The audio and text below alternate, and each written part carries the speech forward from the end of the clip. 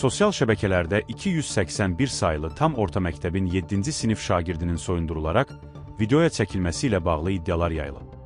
Birbaşa xəbər verir ki, həmin məktəbin şagirdləri məsələ ilə bağlı Bakı TV-yə danışıblar. Deyilənə görə, onun özü soyunub. Deyəsən videonu sinfin adını batırmaq üçün çəkiblər. İndi də həmin sinif dağılır, uşaqlar sinifdən çıxır.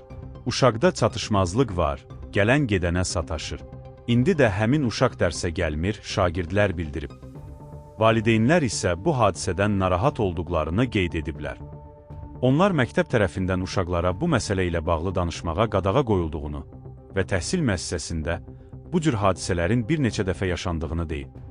Məsələ ilə bağlı 281 nömrəli tam orta məktəbin rəhbərliyindən bildiriblər ki, sözü gedən 7-ci sinif şagirdi davranış qaydalarını mütəmadi olaraq pozur, dərs prosesi zamanı aqressiv hərəkətlər edir. Şagirdin valideyni dəfələrlə məktəbə dəvət edilərək övladının uyğunsuz davranışı ilə bağlı ona xəbərdarlıq olunmasına baxmayaraq, müsbət nəticə əldə edilməyib. Sentyabrın 18-də tənəffüs vaxtı 7-ci sinif şagirdləri davranış qaydalarını mütəmadi pozan şagirdə qarşı təzyiq göstəriblər. Məktəb rəhbərliyi tərəfindən məsələ nəzarətə götürülüb, aidiyyəti qurumlarla birgə müvafiq tədbirlərin görülməsi yönündə işlər aparılır.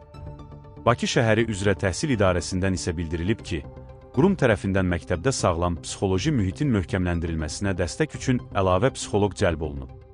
Bu kimi hallarda təhsil alanların psixoloji zərər görməməsi və uşaqların təhlükəsizliyinin təmin olunması daim diqqət mərkəzində saxlanılır, şagird davranış qaydalarına uyğun olmayan hallara qarşı qanunauyğun tədbirlər görülür.